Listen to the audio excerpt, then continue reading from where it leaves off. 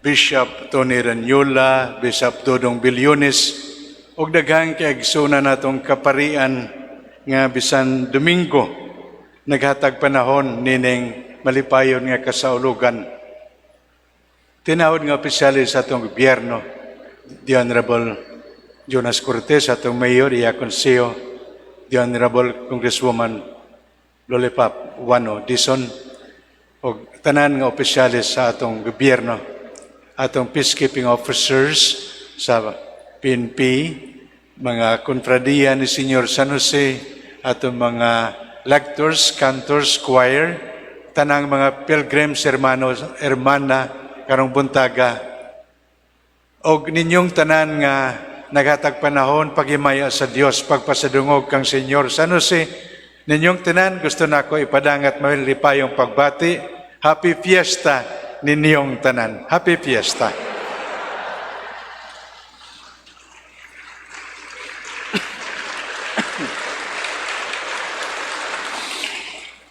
Daghang mga rason hinungdan nga angay maglipay kita karong adlaw. Nasangpit nato karong adlaw Mother's Day una. Karong adlaw World Day Prayer for Vocations. Gisaulog gyapon sa simbahan ang Good Shepherd's Sunday. Ug siyempre, dinhi nato ang atong pagpasadungog sa atong patron Senior San Jose.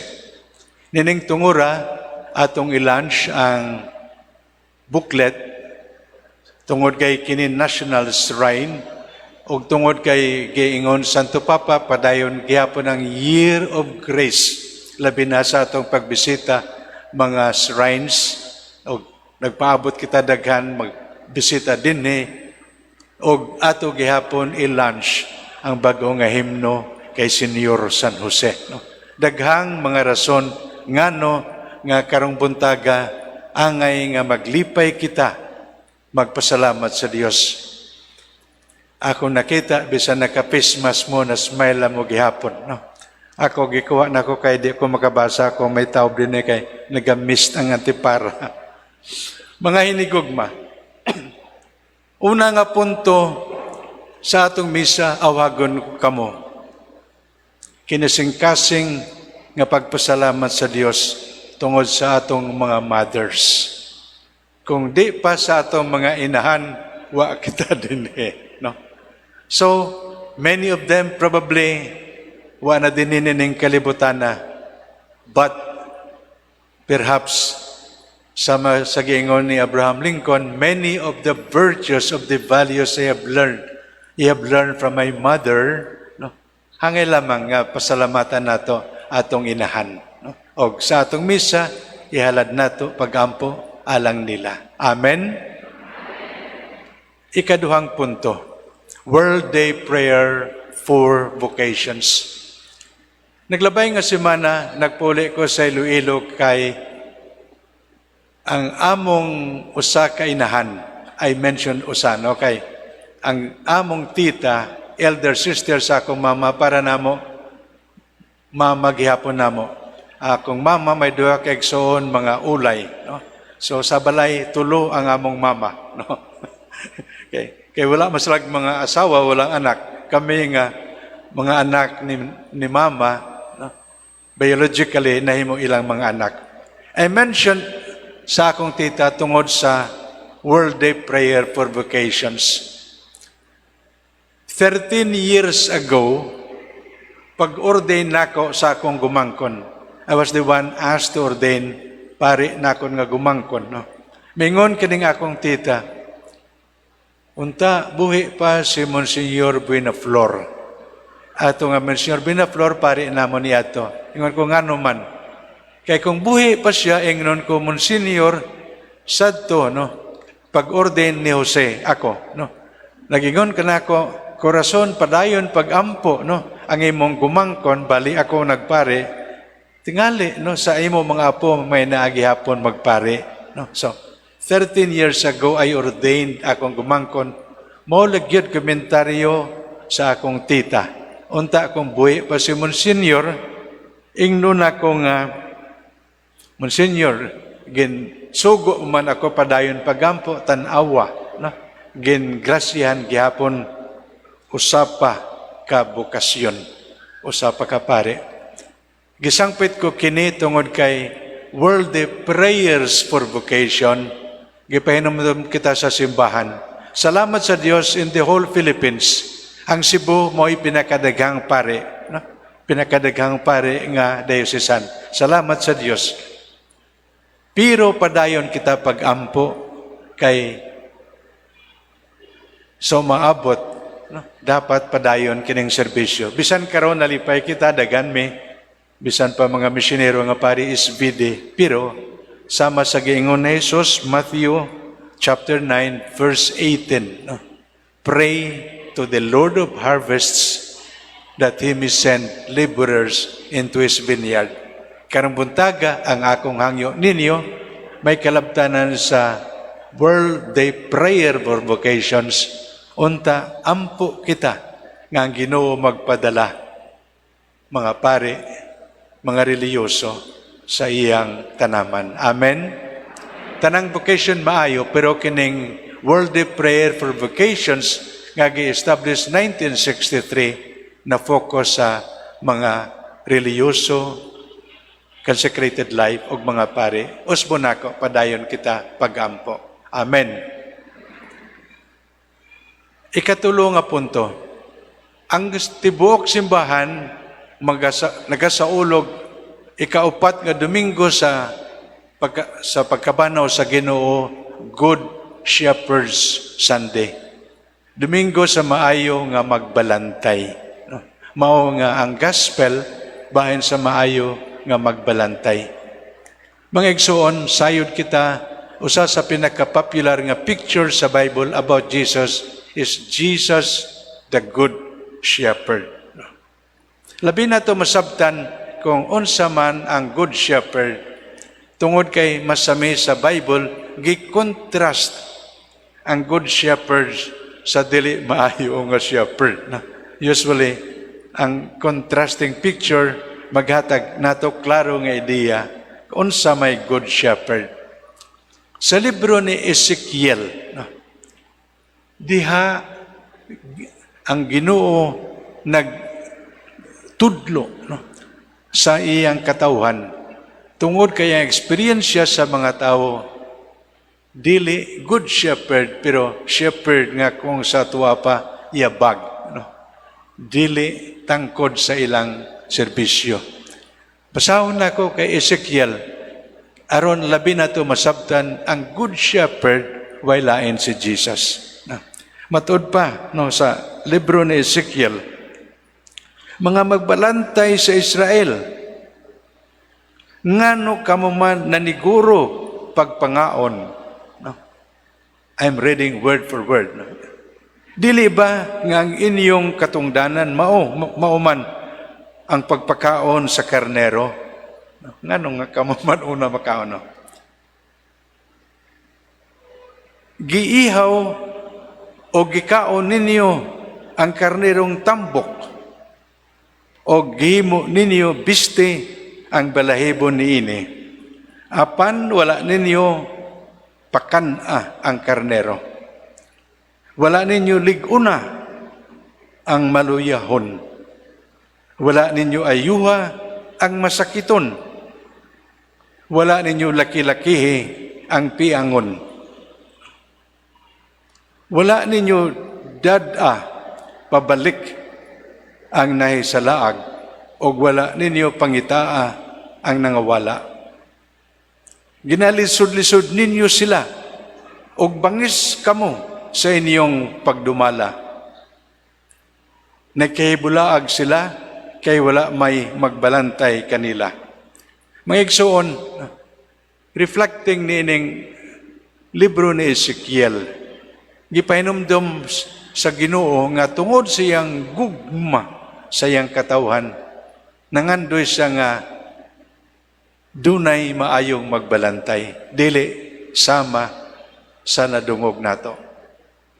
Mao nga sa panahon ni Kristo, si Jesus moingon, ako ang maayong magbalantay.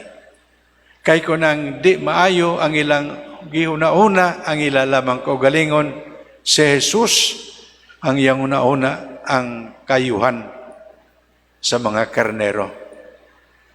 Bago lagid, pila ka semana nga naglabay, na malandong kita sa gibuhat ni Kristo alang natong tanan. Sa nindot kaayo nga mga balasahon, labi na mga tinyiblas, ang gugma nining Kristo mayong mabalantay atong napamalandungan. Sahay sa iyang mga gisulti, banwa ko, unsa may akong nahimo, ngayon yu akong ipalansang sa cross. Na malandong kita. Kita ang nakasala, siya ang gisilutan. No? Siya ang gipatay, aron lamang kita mabuhi. Mga kaigsunan, mao kini ang larawan sa maayong magbalantay. Usahay makita nato picture, Good Shepherd, di ala siya sa may bakulod, magtukar-tukar sa mga flauta, usahay mao manggid kini. But not always. Kay kamatuoran, daghang gayon nga ang shepherd magdepende gid sa iyang karnero pag panglagas mga lubo o usahay andam sa paghalad sa iyang kinabuhi. Mga kaigsuonan, kini gipahinumdum nato sa simbahan aron labi nato mahigugma ang maayong magbalantay ug tungod niini maminaw kita sa iyang pulong. Musunod kita sa iyang gitudlo nato kay sayod kita nga ang iyang pulong ug ang iyang pagiya nato magdala nato sa kinabuhi. Amen. Tingali nining tungura, lipot la kaayo, tugotin ninyo ako kay makita magyud nato ng koneksyon nining magbalantay sa atong bulaton ugma. Amen. Nindot kayo nga higayon nga pamalandungan nato. Kay ugma, no? Ugma, mangadto mangyud kita, no? Sa polling places. Si Bishop Ranyola, no? Anak ini sa Mandawi, no? Tatay ini sa Mandawi, no? Dinig ini mabuto, no? Di sa Cebu, dinig yun, no? Kay para niya Mandawi. Ako dito sa Cebu City. Ang akong punto mao kini, no? Pirmi nato gipahinumdom, no? Nga kining oportunidad, kining pribileyo pagboto sagrado. Sa atong pagtanaw, no? Kini pribilehiyo sa mga tawo nga dinhin nato sa demokrasya. Even sometime ago or even now, ako maingon, pangadji kita, pamalandungan nato. Kaya nga atong pagpili, atong ubunga sa atong pagampo, atubangan sa Dios. Kung kinsa sa atong una-una, mag-reflect, no? Mahimo nga larawan sa maayong magbalantay kay sila man ang magiya nato. Amen. So kung kinsa man huna-una nato, no, sa ilang karakter, sa ilang commitment, sa ilang competence, no, makadala kayuhan, mao kini ang dikta sa atong konsyensya. Kung kinsa man, no, sumuwa sa atong nadungog ang atong nakita nga nagadepende, no, oo, magtimang, no, they will defend and they will bring about the good of the sheep, no, sila, no, unsa man ang ilang track record, unsa man ang ilang nabuhat, unsa man ilang programa, no, sa katawhan, labi na sa mga kabos, unsa man programa sa ecology, sa economy, sa education, sa healthcare, no, kining tanan unsa man ang programa aron matud pa makapadayon kita sa atong panaw sa kaugmaon nga mas hayag. Amen. Ampo kita, ampo kita. Ugma alas 6, pagbukas ang mga polling places, bagtingon ang simbahan. timaan nga kining adlaw, no, importante kaayo. Buksan ang simbahan aron ang mga tawo nga gusto makampo, makaampo. Makampo man kita bisan diin, pero sayod kita ngang simbahan balay sa Dios. Amen. Ampo kita for clean, honest, peaceful election, no? Nga unta ang atong exercise of suffrage makadala kayuhan alang natong tanan. Amen. Katapusang punto, rason nga nga dinhi kita. Mga kaigsuunan, Mayo 8, piyesta sa Mandawi. Popular nga piyesta o nalipay ko pagtanaw daghang mga tawo. Salamat ninyo tanan o pasensya na lang diya sa gawas kay dako nagid kining atong simbahan pero tungod kay daghan kita. No? Agwantala sa init, pero sigurado kita, ang grasya sa Ginoo, madawat natong tanan, labi na ang nagsakripisyo. Amen? Mga hinigugma, makainomdom mo last year, o 2020, December 8, 2020 hangtod December 8, 2021, ang Papa Francisco naggawas og Corde Patris, sulat bahin kay Senior San Jose, on the occasion of the 150th anniversary of the declaration of Saint Joseph as patron of the Universal Church. May 1, dunay national consecration o dinhi kami sa atong national shrine. September 26, doon ay special consecration. O kita mismo saksi, pagkanindot nga simbolo, Heart of Joseph or and Sacred Heart of Jesus. Ang atong prayer, Saint Joseph, Lord Jesus, insert us no, or make us connect to your heart. Ang title sa sulat ni Pope, with the heart of a father. No? Ang akong punto, nindot pamalandungan. No? Dinhi lamang sa Mandawi nga ang image ni St. Joseph, makita naton ang iyang heart. No? Nga naman, tungod kay importante kini, he loves Jesus with the heart of the Father. Mao nga, para nato, mudul kita kay Joseph as we did in the consecration, and we will repeat today. Sama nga kita mag-consecrate kay Mama Mary. We often say, never was it known that anyone who fled to your protection, implored your help, or sought your intercession was left unaided. Natuo kita, basta muduol kita, di kita pabayaan. Amen. Mao, no, nga para nako, no, i-develop, and I'm sure, bisan din daghan ng konfradiya, i-develop na to konfradiya ni Senior San Jose. Tungod kay matod pa ni Pope sa mga santos, siyempre number 1 si Mama Mary, pero number 2 si Saint Joseph. Amen?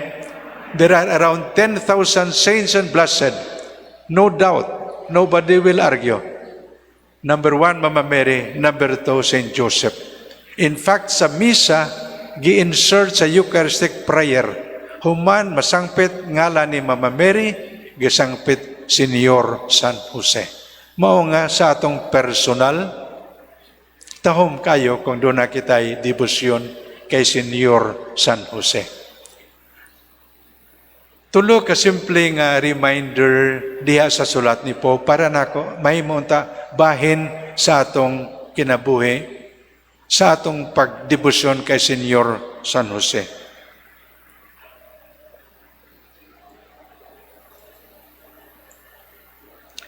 Matod pa ni Pope, kung atong pamalandungan, St. Joseph is a father in the shadows. Sa may bote pasabot. Hindi ba shadow, medyo landong lang, dili gidog, sobra ka plastada ba? No. Bote pasabot, ang iyang misyon, no, diha sa iyang kasimple, o wagad ingon nga gusto niya perme plantada, recognized. Ang akong punto mao kini, there are professions nga di malikayan, dapat we should be public. Atong public officials, no? Di pwede nga dapat publiko, no? Among misyon dapat makita ang atong mga police officers, may police visibility, mga teachers. Pero unta bahin sa atong kinabuhi, dili tanan nga tion we should seek nga ma-recognize. Dili tanan nga tion nga tawagon gid. Dili tanan nga tion nga pasidunggan. Father in the shadows. Kaya ngayang matud pa ni Pope, if we think of COVID 2 years ago, kinsa man ang atong gihatagan pasalamat adto nga wa masyado makita, but they work and serve so well. Atong mga frontliners sa ospital, di ba? Wa gani nato makita kay may PPE pa, may tabon pa, no? Wa nato makita, but they sacrifice so much, labi na sa masakit. Atong mga drivers, atong mga delivery boys, di natong kilala. Wa man gani mapublish sila mga ngalan, and yet we know they serve so well in the shadows. Medyo hilom lang. Amen? There are times we need that kind of disposition. One example, and then I will be done. Si Cardinal Rosales, pag-retire niya, nagplano pag-retreat sa Lourdes, France. Pag-retreat niya, ingon ang coordinator, Eminence, pwede nga once in a while you could help in confession. Ingon niya, yes, in fact, every day, I volunteer to sit in the confessional. Usa lang akong request, ano man, do not put in the confessional that sitting there is a cardinal. Wala lang, no? Ingna lang, he speaks English, he speaks Tagalog, he speaks Spanish. Mao lang, no? But do not put there that the one sitting is a cardinal. Father in the shadows. Ikaduha, matud pa, no? Working father. Working father. Sayod kita sa mga piyesta ni St. Joseph. One is March 19, the other is May 1. The value of work, the dignity of work. Matod pa ni Pope, in Nazareth, work is an expression of love. No? So sa tanan, nga dunay trabaho, naningkamot pagtrabaho, lamang makadala kayuhan sa pamilya. Fathers who may even sacrifice lisod nga trabaho, you are like St. Joseph. Amen. Ikatulo, matod pa ni Pope, creative courage. Ano man ibuhat ipasabot? Many times, sa kinabuhi, doon ay kalisod, doon ay mga challenges. There are times people tend to give up. Kung konbensido kita sa kaayo sa atong misyon o trabaho, like St. Joseph, unta, we find creative ways pagpadayon. Amen? Katapos ang punto. Matod pa ni Pope, to be a father is not just to give birth or to have offspring.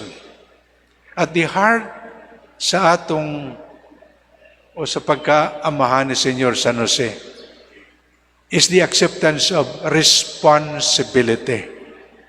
We become a parent when we are responsible. Mao nga kanatong tanan, whether mayor, obispo, teacher, to be responsible, to hold responsible, to believe that in doing this, we do something wonderful, hopeful, better for the life of people, is to reflect kining fatherhood ni St. Joseph. I pray with you, whether man or woman, that owning the responsibility, believing that kini nindot nga pagpakita sa atong serbisyo. Kini namutan sa Ginoo. Mo'y usa sa labing nindot nga pagpakita, debosyon kay Senyor San Jose. Amen? I know for a fact na atong mga peacekeeping officers, I am linked with the military being chairman of multi-sectoral advisory board. I know many of them could not go home. No? Many of them had to stay put, labi na panahon, Christmas, New Year, election. And yet they sacrifice. This is responsibility. This too is a wonderful sign of devotion kay Senyor San Jose. Amen? Mga igsoon, kanyang tanan nga nagkatigom karong adlaw, taas-taas akong sermon, pasensya mo. No? But I know that Saint Joseph, atong patron, here in this beautiful national shrine, certainly journeys with us sa atong panagiusa, sa atong pagpaambitay, sa atong pagdawat, sa atong misyon, sayod kita. We help the community grow, we help the church grow and walk in the path that leads to the Father. Kanyong tanan, mayong buntag, happy fiesta ninyong tanan.